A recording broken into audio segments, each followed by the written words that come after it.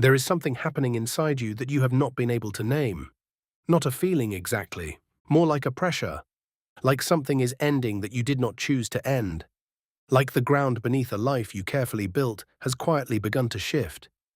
And you have been standing on it, trying to look normal, trying to function, trying to convince yourself this is temporary. But it has not been temporary. It has been months, maybe longer. You are not the same person you were 2 years ago. Not in the way people mean when they say that as a compliment. In the way that feels like loss.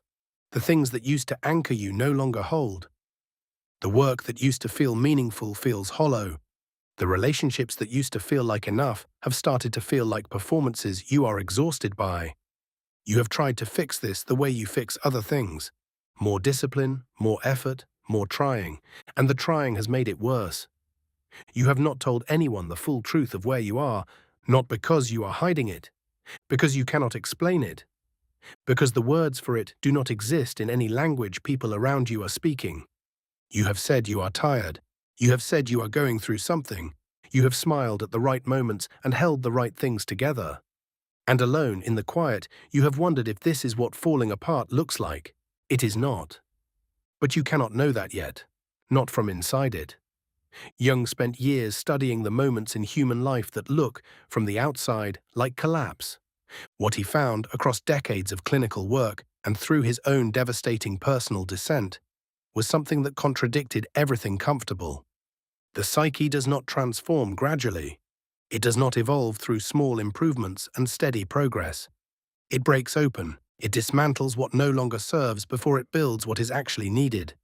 And the breaking open looks, from the inside, exactly like what you are living right now. There are 7 signs that you are not falling apart. You are completing something. And if you can learn to read them, everything changes. The first sign is that your coping mechanisms have stopped working. Not weakened, stopped. The thing you reached for when the pressure got too heavy, work, control, planning, movement, the drink at the end of the day, the scroll that ate the hour, the relentless busyness that kept the silence from getting in. Whatever it was, it ran your life quietly and efficiently for years. And then one day it did not. You went back to the well and found it dry. You tried harder and felt worse. The mechanism that had organized your inner life without you ever examining it simply ceased to function. Jung would say the psyche engineered this deliberately. The unconscious is not passive. When the gap between who you are performing and who you actually are becomes too wide, something in you begins dismantling the infrastructure that maintains that gap. It breaks the tools, not as punishment, as demand. The collapse of what used to help you cope is not a sign that you are getting worse. It is a sign that the old method of surviving has been revoked. Because something in you requires more than survival. The second sign is that buried things are surfacing. The anger you decided was not acceptable. The grief you never finished grieving. The version of yourself you were ashamed of decades ago and thought you had successfully left behind. They are coming back. Through dreams you cannot shake. Through reactions that feel disproportionate to the moment that triggered them. Through a creeping, unsettling sense that you are becoming someone you do not recognize. You call this losing control. Jung called it the shadow returning for integration. The shadow is not your worst self. It is every part of yourself you deemed unacceptable and forced below the surface. It does not disappear when you reject it. It accumulates. And at a certain depth of transformation, the psyche refuses to keep it submerged. What is rising feels like chaos. What it actually is the rest of you, demanding to be included in the life you are building. The third sign is that the identity you built no longer fits. This one is quieter than the others, more disorienting. You have spent decades becoming someone, the responsible one, the capable one, the one who holds it together, the one who always has a plan. And at some point in the last year or two, you looked at that person and felt something you were not expecting. Exhaustion, not from the work, from the performance, from the effort of being that particular self, day after day, in room after room, for people who needed you to stay exactly as you were. Jung observed that the identities we construct in the first half of life are built for survival and achievement. They are efficient. They are adaptive. They are, by midlife, often a cage we built so gradually we never noticed the bars. The discomfort you are feeling is not failure. It is the first honest signal that you have outgrown a version of yourself. Not because you did anything wrong, because you did everything right and arrived somewhere that required something different. The fourth sign is a withdrawal that feels necessary. You have been pulling back from gatherings, from obligations, from people who cannot reach you where you actually are right now, and you have been telling yourself this is a problem, that you should push through it, force yourself back out, perform your way into feeling normal again before you disappear completely. Jung would say stop. There is a specific kind of internal work that cannot happen in noise. That gets interrupted by the presence of other people's energy, by other people's versions of who you are supposed to be. The psyche knows this. When genuine transformation is underway, it pulls you inward with a gravity that can feel like depression, but operates entirely differently. Depression empties you. This kind of solitude fills you, slowly, invisibly, in ways you will not be able to measure until the process is further along. During his own confrontation with the unconscious, Jung withdrew from professional life, from colleagues, from the world he had spent years building. He sat alone at the lakeshore. He built stone structures with his hands like a child would. He wrote things he could not yet understand. From the outside, it looked like a man who had lost his footing entirely. It was actually a man allowing something to form in the silence that could not have formed anywhere else. If your withdrawal feels necessary, even when it frightens you, trust the necessity. The self that is emerging needs the quiet to take shape. The fifth sign is that time has begun to feel different. Not just that the days are longer or shorter than they used to be. Something more fundamental. You have begun measuring your life differently. Less by what you have achieved, more by what you have not yet lived. Less by who you have been, more by the quiet, persistent question of who you might still become.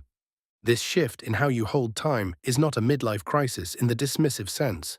It is something closer to what Jung called the confrontation with the self. The moment when the psyche turns its attention from the external world, it spent the first half of life building toward the internal world it has been deferring. There is grief in this. Real grief. For the versions of yourself you did not live. For the paths you did not take. For the time that moved while you were managing everything else. That grief is not a symptom of regret. It is the psyche making space. Clearing what was inherited, assumed, or performed so that what is genuinely yours can finally be felt. The sixth sign is that meaning is arriving from unexpected directions. A conversation that lands exactly where you needed it to. A book that falls open to the sentence you have been trying to locate for years. A stranger who says something that echoes something you have been thinking about alone. Coincidences that happen too often to feel like coincidences. Jung gave this a name, synchronicity, not magic, not the universe issuing rewards. He defined it as the meaningful coincidence of an inner event and an outer one. Two things with no causal connection that carry unmistakable significance when they meet. What he observed across decades of work was that synchronicities cluster around periods of deep psychological transformation. The more fully you are engaged in the process of becoming who you actually are, the more the inner and outer worlds seem to speak the same language. Do not analyze this, register it. When it happens, write it down. Not to decode it, to acknowledge that something is moving in you that is large enough to leave marks on the world around you. The seventh sign is the one that is hardest to name. Something in you is dying.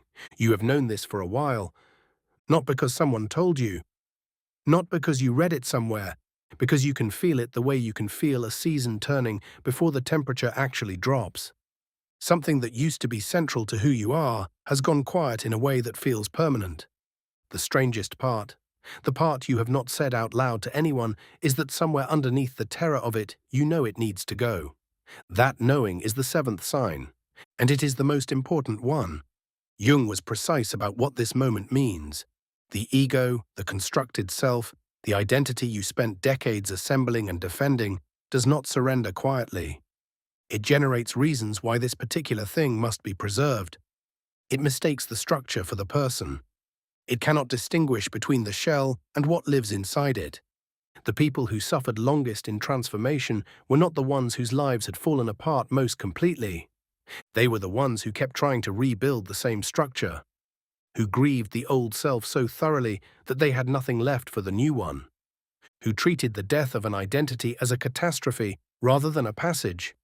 It is a passage, a literal psychological movement from one form of self to another, and the only variable is how long you resist it. Here is the hardest truth Jung ever recorded. Most people who arrive at the threshold you are standing at right now do not cross it.